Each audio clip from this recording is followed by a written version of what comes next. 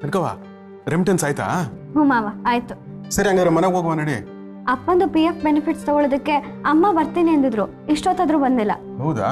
ಹಾಗಾದ್ರೆ ಒಂದ್ಕಿತ ಫೋನ್ ಮಾಡ್ಬೇಕಾಗಿತ್ತು. ಮಾಡಿದೆ ಮಾವ, ರಿಂಗ್ ಆಗ್ತಿದೆ, ಆದ್ರೆ ಅಮ್ಮ ತಗೋತಿಲ್ಲ. ಹೌದಾ? ಹಾಗಾದ್ರೆ ಸರಿ ನಡಿ, ನಾಳೆ ಬಂದ್ರಾಯ್ತು. ಸರಿ ಮಾವ, ಆದ್ರೆ ಒಂದ್ ಮಾತು ರಾಜೇಗೌಡ್ರಿಗೂ ಹೇಳ್ಬಿಟ್ಟು ಬಂದ್ಬಿಡ್ತೀನಿ, ಅವರು ಕಾಯ್ತಿರ್ತಾರೆ. ಸರಿ ಸರಿ ಬಾ ನಡಿ ಹೋಗುವ. ನಮಸ್ಕಾರ ಸರ್. ಓ ನಮಸ್ಕಾರ. ಬಾಮ್ಮ ಕನಕ ಕೂತ್ಕೋ. ನಮಸ್ಕಾರ ಅಣ್ಣ. ನಮಸ್ತೆ ಚೆಲ್ವಾ, ಕೂತ್ಕೋ. ಸರ್, ಅಮ್ಮ ಬರ್ತೀನಿ ಅಂದಿದ್ರು, ಇಷ್ಟೊತ್ತಾದ್ರೂ ಬರಲಿಲ್ಲ. ಮೋಸ್ಟ್ಲಿ ಏನೋ ತೊಂದರೆ ಆಗಿರ್ಬೇಕು. ನಾಳೆ ಕರ್ಕೊಂಡು ಬರ್ತೀನಿ ಸರ್. ನೀನು ನಿಮ್ಮ ಅಮ್ಮನ ಕಾಯ್ತಾ ಇದೀಯಾ? ಹೌದಾ ಸರ್, ಯಾಕೆ ಹಾಗೆ ಕೇಳ್ತಿದ್ದೀರಾ? ನಿಮ್ಮಮ್ಮ ಗೋವಿಂದ ಮಧ್ಯಾಹ್ನನೇ ಬಂದು ಎಲ್ಲ ಸೆಟಲ್ ಮಾಡ್ಕೊಂಡು ಹೋದ್ರಲ್ಲಮ್ಮ.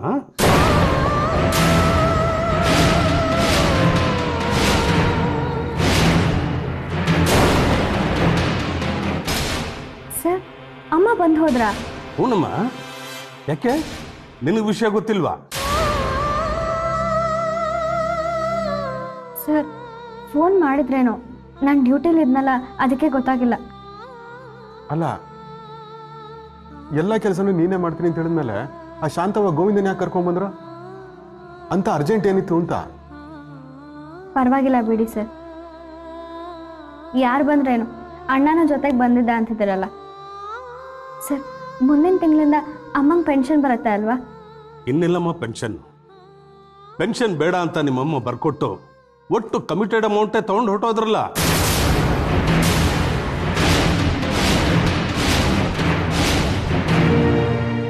ಇದೇನಣ್ಣ ಹಿಂಗೆ ಹೇಳ್ತಾ ಇದ್ದೀರಾ? ಶಾಂತವ್ವ ಪೆನ್ಷನ್ ಬೇಡ ಅಂತ ಬರ್ಕೊಟ್ಬಿಟ್ರಾ? ಹೌದು ಚೆಲುವರಾಜ್, ನಾನು ಎಷ್ಟು ಹೇಳಿದ್ರು ಪೆನ್ಷನ್ ಬೇಡವೇ ಬೇಡ ಅಂತ ಹೇಳಿದ್ರು. ಅಲ್ಲಣ್ಣ, ಅವ್ರಿಗೇನು ಗೊತ್ತಾಯ್ಕಿಲ್ಲ, ನೀವಾದ್ರೂ ಒಂದು ಮಾತು ಹೇಳ್ಬಾರ್ದಾಗಿತ್ತಾ? ನಾನು ಎಷ್ಟೋ ಹೇಳಿದೆ ಚೆಲ್ವ, ನೀವು ಮಾಡ್ತಿರೋ ಸರಿ ಇಲ್ಲ. ಕೂತಿನವ್ರಿಗೆ ಕುಡಿಕೆ ಹಣ ಸಾಲದು. 2 ಲಕ್ಷ ಎಷ್ಟು ದಿವಸ ಬರುತ್ತೆ? ಸುಮ್ಮನೆ ರಾಜಣ್ಣನ ಹೆಸರಲ್ಲಿ ಬರ್ತಾ ಇರೋ ಪೆನ್ಷನ್ನು ತಿಂಗಳಿಗೂ ಬರುತ್ತೆ. ಅದನ್ನ ಯಾರು ಕಿತ್ಕೊಳ್ಳೋಕ್ಕೂ ಆಗಲ್ಲ, ಬರ್ಸ್ಕೊಳ್ಳೋದಕ್ಕೂ ಆಗಲ್ಲ.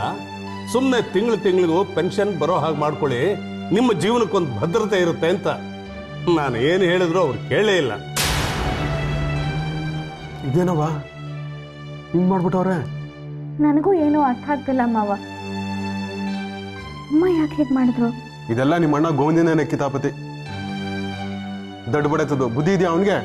ವ್ಯವಹಾರ ಜ್ಞಾನ ಇಲ್ಲ ಅಂದ್ರೆ ಸುಮ್ಮನೆ ಮನೇಲಿ ಬಿದ್ದಿರ್ಬೇಕಾಗಿತ್ತು. ಅದನ್ನ ಬಿಟ್ಟು ಯಾಕೆ ಹಿಂಗೆ ದಿಕ್ ತಪ್ಪಿಸ್ಬೇಕು? ಅವನು ಬಂದಿದ್ದಾಗ್ಲೇನೆ ಅನ್ಕೊಂಡೆ ನಾನು ಏನೋ ಹಕ್ಕಿಕತ್ ನಡೆಸಿರ್ತೇನೆ ಅಂತ. ಎಲ್ಲ ನಾನು ಅನ್ಕೊಂಡಂಗೆ ಆಗೈತೆ ನೋಡು. ಹೋಗ್ಲಿ ಬಿಡಿ ಮಾವ, ನಾನು ವಿಚಾರಿಸ್ತೀನಿ. ಕನಕ, ಬರೀ ವಿಚಾರಿಸೋದಲ್ಲ, ಆ ಮನೆ ಹಾಳ ಯಾಕೆ ಹಿಂಗೆ ಮಾಡೋನೆ ಅಂತ ಔಷಧಿ ಮನೆಗೆ ಹೋಗಿ ಕೇಳು. ಸರಿ ಮಾವ. ಮಾವ, ನಾನು ಬೆಳಗ್ಗೆ ಹೇಳಿದ್ನಲ್ಲ ತುಂಬ ಸಾಮಾನುಗಳು ತಗೋಬೇಕು ಅಂತ, ಹೊತ್ತಾಗತ್ತೆ, ನಾನು ಹೊರಡ್ತೀನಿ. ಹ್ಞೂ ಕಣವ, ನೀನು ನಡಿಯವ. ಸರ್, ನಾನು ಬರ್ತೀನಿ. ಸರಿ, ನೀನು ಹೊರಡಮ್ಮ. ಆ ಶಾಂತವನ್ಗೆ ವ್ಯವಹಾರ ಜ್ಞಾನ ಏನು ಗೊತ್ತಾಯ್ತದೆ? ಈ ಗೋವಿಂದ ಆ ಶಾಂತವನ್ ತಲೆ ತಿರುಗಿಸೋರು ಹಂಗೈತೆ. ಇವನ್ನ ನಚ್ಕೊಂಡ್ರೆ ಗೋವಿಂದನೇ.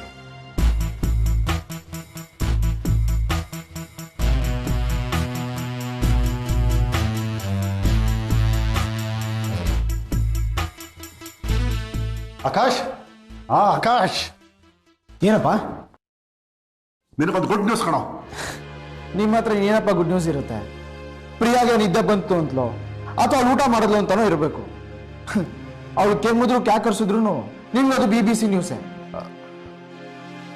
ಇವತ್ತು ಯಾಕೋ ನಿನ್ನ ಮೂಡ್ ಸರಿ ಇಲ್ಲ ಅನ್ಸುತ್ತೆ. ಹ್ಞೂಪ್ಪ.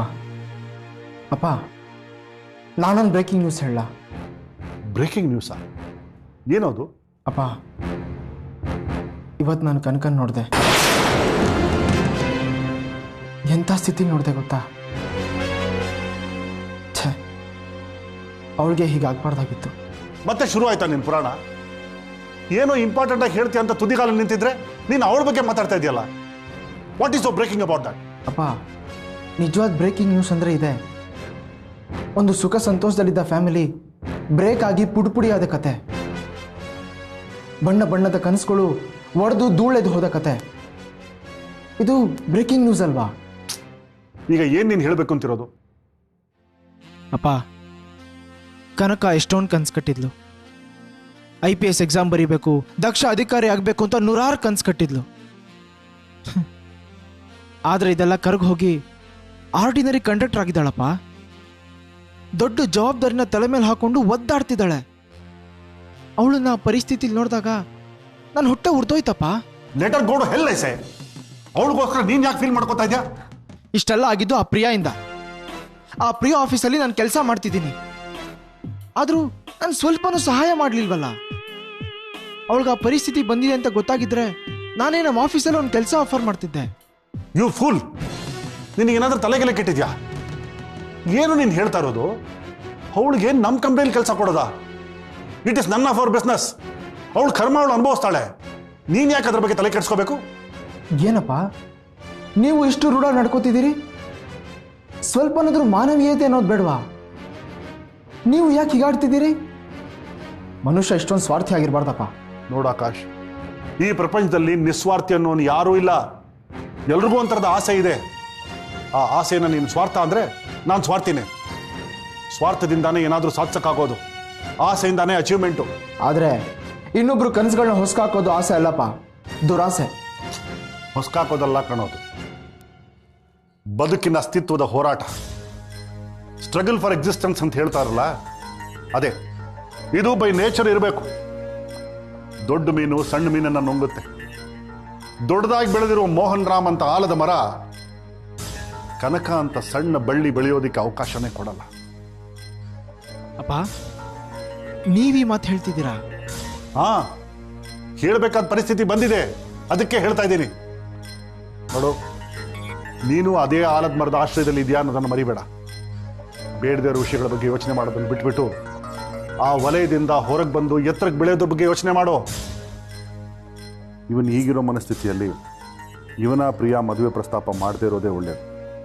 ಸಮಯ ನೋಡಿಕೊಂಡು ನಿಧಾನವಾಗಿ ಮದುವೆ ವಿಷಯ ಹೇಳಬೇಕು. ನೋಡು ಆಕಾಶ್, ಕಡೆದಾಗ ಹೇಳ್ತಾ ಇದ್ದೀನಿ, ಆ ಕನಕನ ಬಗ್ಗೆ ಯೋಚನೆ ಮಾಡೋದನ್ನ ಬಿಟ್ಬಿಡು. She is an unlucky girl ಐಸೆ. ಅವಳಪ್ಪ ಅವಳ ಮೇಲೆ ಪ್ರಾಣನೇ ಇಟ್ಟಿದ್ದ, ತನ್ನ ಪ್ರಾಣನ ಬಿಟ್ಟ. ಪ್ರಿಯಾ ಅವಳು ಸಹವಾಸ ಮಾಡಿದ್ಲು, ಜೈಲಿಗೆ ಹೋದ್ಲು. ಆ ಇನ್ಸ್ಪೆಕ್ಟರ್ ದೇವರಾಜ್ ಪ್ರಮೋಷನ್ನೇ ಕಳ್ಕೊಂಡಂತೆ. ಅವಳು ಸಹವಾಸ ಮಾಡಿ ಕೆಡೋದಕ್ಕೆ ನೀನು ಒಬ್ಬನೇ ಬಾಕಿ ಇದೆಯಾ? ನೋಡು, as a father I am more concerned about my son. Better be careful.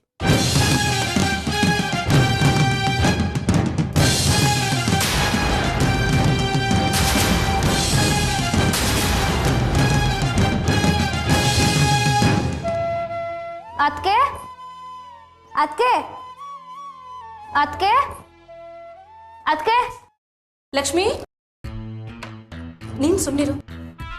ಗರ್ಭಿಣಿ ಕಣೆ, ಇಂಥ ಟೈಮಲ್ಲಿ ಭಾರ ಎತ್ತಬಾರ್ದು. ಲೇ ಕನ್ಕಿ, ನಿಂಗೆ ಅಷ್ಟು ಗೊತ್ತಾಗಲ್ವೇನೆ? ಸಾರಿ ಮಾ, ಗೊತ್ತಾಗ್ಲಿಲ್ಲ. ಲೇ ಕನ್ಕೆ, ನಾನು ಡಿಯೋಡ್ರೆಂಟ್ ತಂದೇನೆ. ತಂದೆ, ನೀನ್ ಯಾಕೆ ಹೀಗೆ ಮಾಡಿದೆ? ಅಯ್ಯೋ ರಾಮ, ಇದೊಳ್ಳೆ ಕಥೆ ಆಯ್ತಲ್ಲ. ನಾನೇನ್ ಮಾಡಿದೆ? ನಾನು ಅಮ್ಮಂಗೆ ಅಂತ ಮಂತ್ಲಿ ಪೆನ್ಷನ್ ಬರೋ ಹಾಗೆ ಮಾತಾಡಿ ಬಂದಿದ್ದೆ. ನೀನು ಹೋಗಿ ಪೆನ್ಷನ್ ಬೇಡ ಅಂತ ಬರ್ಸಿ ಕಮಿಟೆಡ್ ಅಮೌಂಟ್ನ ಒಟ್ಟಿಗೆ ತಂದ್ಬಿಟ್ಟಿ ಅಂತೆ. ಅದ್ರಲ್ಲಿ ಏನೇ ತಪ್ಪಿದೆ? ಅವ್ರು ಇಷ್ಟಿಷ್ಟೇ ಆಗ್ತಾ ಇರ್ತಾರೆ, ಭಿಕ್ಷೆ ತರ. ಅದು ಕೈಗೂ ಹೊತ್ತಲ್ಲ, ಬಾಯಿಗೂ ಹೊತ್ತಲ್ಲ. ಅದೇನೋ ಅಂತಾರಲ್ಲ, ಅಂಗ್ಳು ಹೊತ್ತಲ್ಲ ಆತ್ಮ ದಣಿಯಲ್ಲ ಅಂತ. ಹಂಗಾಯ್ತು. ಒಟ್ಟಿಗೆ ದುಡ್ಡಿದ್ರೆ ಏನಕ್ಕಾರು ಉಪಯೋಗ ಬರುತ್ತೆ ಅಂತ ತಂದೆ. ಅಣ್ಣ, ನನಗೇನೋ ನೀನು ಮಾಡಿದ್ ಸರಿ ಅಲ್ಲ ಅನ್ಸತ್ತೆ. ನಾನೇನು ಒಬ್ನೇ ಹೋಗಿ ಕದ್ದು ಮುಚ್ಚಿ ದುಡ್ಡು ತಂದಿಲ್ಲಮ್ಮ. ಮದರ್ ಇಂಡಿಯಾನು ಕರ್ಕೊಂಡೋಗಿದ್ದೆ. ಅವ್ರು ಒಪ್ಪಿಗೆ ಕೊಟ್ಟ ಮೇಲೆ ಸೈನ್ ಮಾಡಿಸಿ ದುಡ್ಡು ತಂದಿದ್ದು. ನನಗೆ ಗೊತ್ತಿತ್ತು ಇವ್ರು ಇದೇ ಥರ ಏನಾದರೂ ಕಿತಾಪತಿ ಮಾಡೇ ಮಾಡ್ತಾರೆ ಅಂತ. ಅದಕ್ಕೆ ನಾನು ನಿಮ್ಮ ಜೊತೆ ಬರ್ತೀನಿ ಅಂತ ಅತ್ತೆಗೆ 2-3 ಸಲ ಕೇಳಿದೆ. ಆದರೆ ಇವರು ನಾನೊಬ್ಳೆ ಹೋಗಿ ಬರ್ತೀನಿ ಅಂತ ಜೊತೆ ಇವ್ರನ್ನು ಕರ್ಕೊಂಡು ಹೋಗಿದ್ದಾರೆ. ಲೇ ಲಕ್ಷ್ಮಿ, ನಾನು ಕಿತಾಪತಿ ಅಲ್ಲ, ಮನೆಯಲ್ಲೇ ಇರೋ ಹೋಮಿಯೋಪತಿ. ಈಗ ಅದರಿಂದ ಏನ್ ನಷ್ಟ? ನೋಡು ಕನ್ಕಿ, ಗೋವಿಂದು ಮಾಡಿದ್ರಲ್ಲಿ ಯಾವ ತಪ್ಪು ಇಲ್ಲ. ಒಟ್ಟಿಗೆ ದುಡ್ಡು ತಗೋಬೇಕು ಅನ್ನಿಸ್ತು, ತಗೊಂಡ್ವಿ ಅಷ್ಟೇ. ಅತ್ತೆ, ಇದು ಚಿನ್ನದ ಮೊಟ್ಟೆ ಇಡೋ ಕೋಳಿನ ಕೊಯ್ದು ತಿಂದಂಗಾಯ್ತು. ಪ್ರತಿ ತಿಂಗಳು ಪೆನ್ಷನ್ ದುಡ್ಡು ಬಂದಿದ್ರೆ ಚೆನ್ನಾಗಿರ್ತಿತ್ತು. ಆಗ ಕನಕನ್ ಕೇಳೋ ಬದಲು ಮನೆ ಖರ್ಚಿಗೆ ಸ್ವಲ್ಪ ದುಡ್ಡಾದ್ರೂ ಇರ್ತಿತ್ತು. ಏನ್ ನಿನ್ ಮಾತಿನ ಅರ್ಥ? ನಾವೆಲ್ಲ ಕನಕನ್ ಹಂಗಲ್ಲಿದ್ದೀವಿ ಅಂತನಾ? ನೋಡು, ಇದೆಲ್ಲ ನಿನಗೆ ಅರ್ಥ ಆಗಲ್ಲ, ಸುಮ್ಮನಿದ್ಬಿಡು. ಅಮ್ಮ, ನಿಮ್ಮ ಪೆನ್ಷನ್ ದುಡ್ಡಲ್ಲಿ ಈ ಮನೆ ನಿಭಾಯಿಸ್ಬೇಕು ಅನ್ನೋ ಅರ್ಥದಲ್ಲಿ ನಾ ಹೇಳ್ತಿಲ್ಲ. ನೀನೇ ಹೇಳ್ದಾಗೆ ಪೆನ್ಷನ್ ದುಡ್ಡು ಬಂದಿದ್ದಿದ್ರೆ ಬದುಕಿರೋ ತನಕ ಯಾರ ಹಂಗೂ ಇಲ್ಲದೆ ನಿನ್ನ ಸ್ವತಂತ್ರವಾಗಿ ನೀನು ಇರಬಹುದಲ್ಲ ಅಂತ ನಾ ಹೇಳ್ದೆ ಅಷ್ಟೆ. ನೋಡು ಕನಕ, ಗೋವಿಂದು ನನ್ನ ಕೊನೆವರೆಗೂ ಕಾಪಾಡ್ತಾನೆ ಅಂತ ನನಗೆ ನಂಬಿಕೆ ಇದೆ. ಮಾವನ್ ಗಂಟು ಕರಗೋ ತನಕ. ಅದು ಕರಗದ್ಮೇಲೆ ಗೊತ್ತಾಗುತ್ತೆ ಸಾಕದೇನು ಅಂತ. ಲಕ್ಷ್ಮಿ, ನೀನು ಸುಮ್ಮನೆ ಗೋವಿಂದನ ಹೀಯಾಡಿಸ್ಬೇಡ. ನೀ ಹೇಳೋ ಅಷ್ಟು ಅವನು ಬೇಜವಾಬ್ದಾರಿ ಮನುಷ್ಯ ಅಲ್ಲ.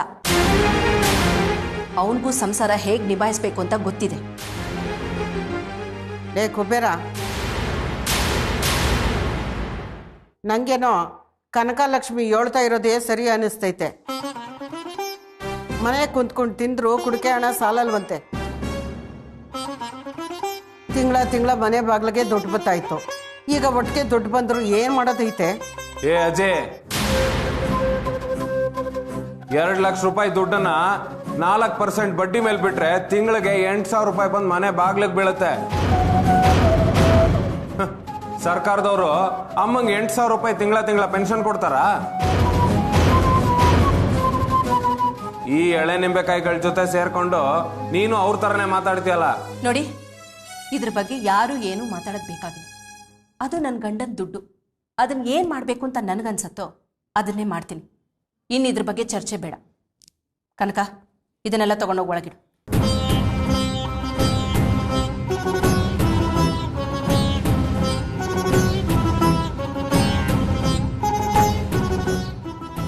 ಹಲೋ,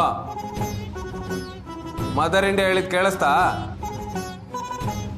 ಇನ್ಮೇಲೆ ದುಡ್ಡು ಕಾಸಿನ ವ್ಯವಹಾರ ಏನೇ ಇದ್ರು ನಂದು. ಸುಮ್ಮನೆ ನೀವಿಬ್ರು ಎಲ್ಲಾದ್ರಲ್ಲೂ ಮೂಗ್ ತೋರಿಸ್ಕೊಂಡು ಬರಬೇಡಿ.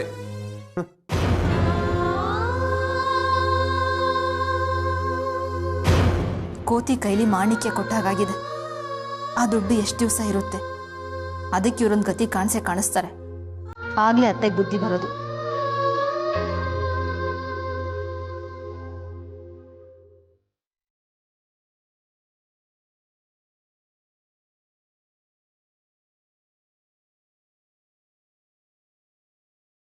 ರೀ, ಕಾಫಿ ತಗೊಳ್ರಿ. ಯಾಕೆ ಇವತ್ತು ಇಷ್ಟೊಂದು ಲೇಟಾಗಿ ಬಂದ್ರಿ? ಇವತ್ತು ಆ ರಾಜಣ್ಣಂದು PF ಮತ್ತೆ ಗ್ರಾಚ್ಯುಟಿ ದುಡ್ಡು ಬಂದಿತ್ತು. ಅದನ್ನ ಕೊಡ್ಸವ ಅಂತ ಶಾಂತಕನ್ಗೋಸ್ಕರ ಕಾಯ್ತಾ ಇದ್ವಿ. ಅದಕ್ಕೆ ಲೇಟ್ ಆಯ್ತು. ಓ, ದುಡ್ಡೆಲ್ಲ ಕೊಡಿಸ್ಬಿಟ್ರಾ? ಜೋಪಾನವಾಗಿ ಇಟ್ಕೊ ಅಂತ ಹೇಳ್ಬೇಕಿತ್ತು. ನಾವೇನ್ ಜೋಪಾನ ಮಾಡೋದು? ಆ ದುಡ್ಡು ಓದಂಗೆ ಬಿಡು. ಯಾಕ್ರಿ ಹಂಗಂತಿದ್ದೀರಾ? ನಮ್ ರಾಜಣ್ಣನ ಮಗ ಗೋವಿಂದ ಎಂತ ದೊಡ್ಡ ಕೆಲಸ ಮಾಡ್ಬಿಟ್ಟವನೆ ಗೊತ್ತಾ? ಅವ್ನಿಗೆ ಮಾಡ್ತಾನೆ ಅಂತ ನಾ ಅನ್ಕೊಂಡೇ ಇರ್ಲಿಲ್ಲ. ದಟ್ ಕೆಲ್ಸನ? ಅವನಿಗೆ ಕೆಲ್ಸನೇ ಮಾಡಕ್ ಬರಕ್ಕಿಲ್ಲ. ದಟ್ ಕೆಲ್ಸ ಏನ್ ಬಂತು ರೀ? ಉದ್ಧಾರ ಆಗೋ ಕೆಲಸ ಮಾಡಕ್ಕಿಲ್ಲ, ಮನೆ ಹಾಳು ಮಾಡಕ್ಕೆ ಏನು ಬೇಕಾದ್ರೂ ಮಾಡ್ತಾನೆ. ಲೋಕಾರೂಢಿ ವ್ಯವಹಾರ ಗೊತ್ತಿಲ್ಲ ಅಂದ್ರೆ ಸುಮ್ಕೆ ಬಾಯಿ ಮುಚ್ಕೊಂಡು ಮನೇಲಿ ಇರ್ಬೇಕು ತಾನೆ. ಅದನ್ ಬಿಟ್ಟು ಆ ಶಾಂತವನ್ ತಲೆ ಕೆಡಿಸಿ ಪೆನ್ಷನ್ ಬೇಡ ಅಂತ ಬರ್ಸ್ಕೊಟ್ಟು ಎಲ್ಲ ದುಡ್ಡು ಈಸ್ಕೊಂಡು ಹೋಗೋವನೇ ಅಂತೀನಿ. ಇಲ್ಲ ಇವನ್ನ ದಡ್ಡ ಅಂದೆ ಯಾರಾದ್ರೂ ಶಾಣ ಅಂತಾರ? ರೀ, ಏನ್ ಹೇಳ್ತಿದ್ದೀರಾ ನೀವು? ಪೆನ್ಷನ್ ಬೇಡ ಅಂತ ಬರ್ಕೊಟ್ ಬಂದವ್ರ? ಹೂ ಕಣೆ, ಆ ರಾಜೇಗೌಡರು ಗಿಣಿಗೆ ಹೇಳ್ದಂಗೆ ಹೇಳಿದ್ರಂತೆ. ಅವ್ರ ಮಾತ್ಗಾದ್ರೂ ಬೆಲೆ ಕೊಡೋದು ಬೇಡವಾ? ಈ ಗೋವಿಂದ ಶಾಂತಕನ್ ತಲೆ ಕೆಡಿಸಿ 2 ಲಕ್ಷ ರೂಪಾಯಿ ತಗೊಂಡೋಗವನೆ. ಅಯ್ಯೋ ದೇವ್ರೆ, ರೀ, ಆ ಗೋವಿಂದ ಹೆಡ್ಡ. ಈ ಶಾಂತಕನ್ಗಾದ್ರೂ ಬುದ್ಧಿ ಬೇಡ್ವಾ? ಹೊಸ ಯೋಚನೆ ಮಾಡೋದ್ ಬೇಡ್ವಾ? ಇನ್ನಾಯ್ತು ಬಿಡು. ಆ ಶಾಂತಕ ಹಸ್ಗೂಸ್ನಂತ ಹೆಂಗ್ಸು. ಈ ಗೋವಿಂದ ಶಾಂತಕನ್ ತಲೆ ಕೆಡಿಸಿ ಅವ್ರ ಕಣ್ಣಿಗೆ ಮಣ್ಣೆರ್ಚಿ ಆ 2 ಲಕ್ಷ ರೂಪಾಯಿಗೆ ಅದೇನ್ ಗತಿ ಕಾಣಿಸ್ತಾನೋ ಆ ದೇವ್ರಿಗೆ ಗೊತ್ತು. ಅಲ್ಲ ಕಣ್ರಿ, ರಾಜಣ್ಣ ಸಾಲ ಮಾಡ್ಕೊಂಡಿದ್ರು ಅಂತ ಹೇಳಿದ್ರಿ. ಆ ಸಾಲಕ್ಕೆ ಇನ್ಶೂರೆನ್ಸ್ ದುಡ್ಡೆಲ್ಲ ಹೋಗೈತೆ. ಇನ್ ಪೆನ್ಷನ್ ದುಡ್ಡು ಗೋವಿಂದ ಬಂದ್ ತಕೊಂಡೋದ ಅಂತ ಹೇಳ್ತಿದ್ದೀರಾ? ಎಲ್ಲ ದುಡ್ಡು ಕೈ ಬಿಟ್ಟೋದ್ರೆ ಕನ್ಕನ್ ಮದ್ವೆಗೆ ಏನ್ ಮಾಡ್ತಾರ ಅವರು? ನೀ ಹೇಳೋದ್ ನಿಜ ಕಣೆ. ಕನ್ಕನ್ ಮದ್ವೆಗೆ ಅವ್ರೇನು ಕೊಡೋದ್ ಬೇಡ. 2 ಕಡೆಯಿಂದ ನಾವೇ ದುಡ್ಡು ಹಾಕಿ ಮದುವೆ ಮಾಡ್ಕೊಳ್ಳೋಣ. ಮದ್ವೆ ಅಂದ ತಕ್ಷಣ ನೆಪಕ್ ಬಂತು ಕಣೆ. ಇವತ್ತು ಕನಕವ ನನಗೂ ಗಿರಿಗೂ ಕೈ ತುತ್ತಾಕಿದ್ಲು. ಕೈ ತುತ್ತಾಕುವಾಗ ರಾಜಣ್ಣ ನೆನಪಿಸ್ಕೊಂಡು ಕಣ್ಣೀರ್ ಹಾಕಿದ್ಲು. ಆಮೇಲೆ ಗಿರಿನವಳು ನಗ್ನಗ್ತಾ ಮಾತಾಡ್ಕೊಂಡು ಊಟ ಮಾಡಿದ್ರು. ನನಗಂತೂ ನನ್ನ ಕಣ್ಮುಂದೆ ಮದುಮಕ್ಕಳೇ ಕೂತಂಗಿತ್ತು ಕಣೆ. ರೀ, ಅದಕ್ಕೆ ನಾನು ಅವತ್ತಿಂದ ಹೇಳ್ತಿರೋದು, ಕನ್ಕನ್ನ ಬೇಗ ನಮ್ಮ ಮನೆ ಸೊಸೆ ಮಾಡ್ಕೊಂಬಿಡೋಣ ರೀ. ನೋಡ್ರಿ, ಸುಮ್ಮನೆ ಇವತ್ತು ನಾಳೆ ಅಂತ ಮುಂದೂಡೋದು ಯಾಕೆ? ನನ್ನ ಮನ್ಸಿಗೂ ಬಂದೈತೆ ಶಾರದಾ, ಇನ್ ತಡ ಮಾಡೋದ್ ಬೇಡ. ಶಾಂತಕನ ಹತ್ರ ಈ ಮದುವೆ ವಿಷಯ ಮಾತಾಡ್ಬಿಡೋಣ. ಅಷ್ಟೇಯ, ಅವ್ರಿಗೂ ಇದೇನ್ ಹೊಸ್ತಲ್ವಲ್ಲ. ರಾಜಣ್ಣ ಎಲ್ಲ ಹೇಳವ್ರಂತಲ್ಲ. ಹ್ಞೂ, ಮದ್ವೆ ವಿಷಯ ಕನಕನ್ ಬಿಟ್ಟು ಇನ್ ಎಲ್ಲಾರ ಕೂಟನೂ ಮಾತಾಡಿ ನಿಂತ ರಾಜಣ್ಣ ಹೇಳಿದ್ದ. ಈಗಲೇ ಕನಕವನ್ ಮದುವೆ ಮಾಡಿದ್ರೆ ರಾಜಣ್ಣ ಕಷ್ಟಪಟ್ಟು ದುಡ್ದಿದ್ದ ದುಡ್ಡು ಒಳ್ಳೆ ಸಾರ್ಥಕ ಕೆಲ್ಸಕ್ಕೆ ಉಪಯೋಗ ಆದಂಗ ಆಯ್ತದೆ. ಇಲ್ಲ ಅಂದ್ರೆ ಗೋವಿಂದ ಎಲ್ಲ ತನ್ನ ಬಾಯಿಗೆ ಬಿಡ್ಕೊಂಡ್ಬಿಡ್ತಾನೆ ಅಷ್ಟೇ. ರೀ, ನೀವ್ ಹೇಳೋದು ದಿಟ್ಟಾನೆ. ರಾಜಣ್ಣ ಕಷ್ಟಪಟ್ಟು ದುಡ್ದಿರೋ ದುಡ್ಡು ಕನ್ಕನ್ ಮದ್ವೆಗೆ ಅಂತ ಖರ್ಚು ಮಾಡಿದ್ರೆ ಅವ್ರ ಆತ್ಮಕ್ಕೂ ಶಾಂತಿ ಸಿಗ್ತದೆ ಬಿಡಿ. ಏನ ರಾಜಣ್ಣನ ಆತ್ಮಕ್ ಶಾಂತಿನ? ಅವನ ಆತ್ಮ ಎಲ್ಲೈತೆ ಅಂತ ಅನ್ಕೊಂಡಿದ್ಯಾ ನೀನು? ಏನ್ರಿ, ಏನ್ ಹೆಂಗ್ ಹೇಳ್ತಿದ್ದೀರಾ ನೀವು? ಹ್ಞೂ ಕಣೆ, ನಾನು ನಿನ್ಗೆ ಹೇಳೋದೇ ಮರ್ತ್ಬಿಟ್ಟಿದೆ ನೋಡು. ರಾಜಣ್ಣನ ಆತ್ಮ ಎಲ್ಲೋ ತ್ರಿಶಂಕು ಸ್ವರ್ಗದಲ್ಲಿ ಅಲಿತೈತೆ ಅಂತ ಅನ್ಕೊಂಡಿದ್ಯಾ? ಇಲ್ಲ, ಅವನ ದಿಮ್ಮನೆ ರಂಗ ಅಂತ ಸೊಸೆ ಹೊಟ್ಟೆಯಾಗಿ ಬಂದು ಕೂತ್ಕೊಂಡ್ಬಿಟ್ಟನೆ ಕಣ್ ಶಾರದಾ. ಶಾರದಾ, ಲಕ್ಷ್ಮವ್ವ ಈಗ ಬಸ್ರಿ ನಮ್ ರಾಜಣ್ಣನೇ ಅವಳ ಹೊಟ್ಟೆಲ್ ಹುಡ್ತಾವನೆ.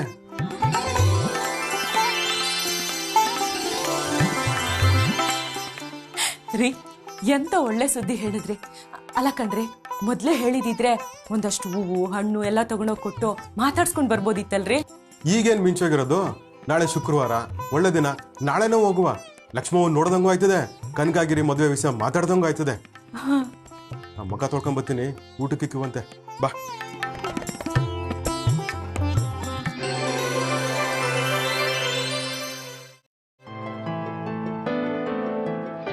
ಅರೆ ರೇ ಶಿವಾನಂದ್, ಏನಿದೆ ಆಶ್ಚರ್ಯ, ದಂಪತಿಗಳು ಬಂದ್ಬಿಟ್ಟಿದ್ದೀರಾ? ಆಹಾ, ಏನು ವಿಶೇಷ? ಏನಿಲ್ಲ, ಮೀನಾಕ್ಷಿ ಅವ್ರು ಬರಕ್ಕೆ ಹೇಳಿದ್ರು, ಅದಕ್ಕೆ ಬಂದ್ವಿ. ಮೀನಾಕ್ಷಿ ಅವ್ರು ಬರಕ್ಕೆ ಹೇಳಿದ್ರ? ಹೌದು. ಪುರೋಹಿತರು ಹೇಗಿದ್ದೀರಾ? ಚೆನ್ನಾಗಿದ್ದೀರಾ? ಚೆನ್ನಾಗಿದ್ದೀನಿ. ತಾವು? ಚೆನ್ನಾಗಿದ್ದೀನಿ ಪುರೋಹಿತ್ರೆ. ಆದ್ರೆ ಯಾಕೋ ಮನಸ್ಸಿಗೆ ನೆಮ್ಮದಿ ಇಲ್ಲ. ಗುರುಬಲ ಕಡಿಮೆ ಆದಾಗ ಇದೆಲ್ಲ ಸಹಜನೇ ಬಿಡಿ. ಒಂದು ನವಗ್ರಹ ಹೋಮ ಮಾಡಿಸಿ ಎಲ್ಲ ಸರಿ ಹೋಗುತ್ತೆ. ಶಾಸ್ತ್ರಿಗಳೇ, ತಪ್ಪು ತಿಳಿಬೇಡಿ. ಈ ವರ್ಷ ಕಾಂಟ್ರಿಬ್ಯೂಷನ್ ಕೊಡೋಕ್ಕಾಗಿಲ್ಲ ದೇವಸ್ಥಾನಕ್ಕೆ. ಅದು ತುಂಬ ಡಿಸ್ಟರ್ಬ್ ಆಗಿಬಿಟ್ಟಿದೆ. ಈ ಡೊನೇಷನ್ ವಿಷಯವಾಗಿಯೇ ನಿಮ್ಮನ್ನು ಮನೆ ಹತ್ರ, ಆಫೀಸ್ ಹತ್ರ 2-3 ಸಲ ಸೂಚಿಸ್ಬಿಟ್ಟಿದ್ದೀನಿ. ದಯವಿಟ್ಟು ಕ್ಷಮೆ ಇರಲಿ.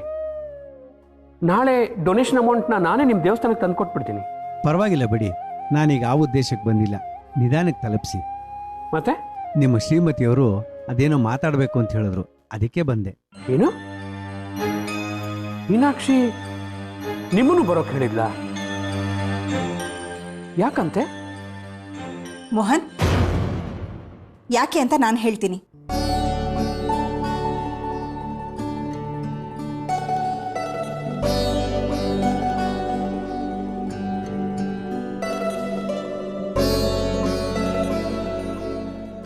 ಪ್ಲೀಸ್. ಮೋಹನ್, ಒಂದು ಶುಭ ಕಾರ್ಯಕ್ಕೆ ದಿನ ಗೊತ್ತು ಮಾಡ್ಸಕ್ಕಂತ ಶಾಸ್ತ್ರಿಗಳನ್ನ ಕರ್ತಿದ್ದೀನಿ.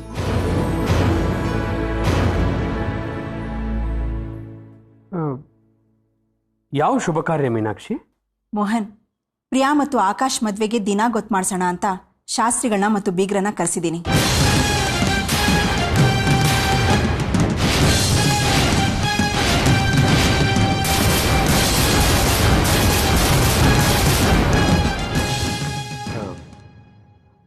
ಅಲ್ಲ ಮೀನಾಕ್ಷಿ, ಇದಕ್ಕೀಗ ಏನು ಅವಸರ ಇತ್ತು ಹೇಳು? ಪ್ರಿಯಾ ಬೇರೆ ಇನ್ನೂ ಜೈಲಲ್ಲಿದ್ದಾಳೆ.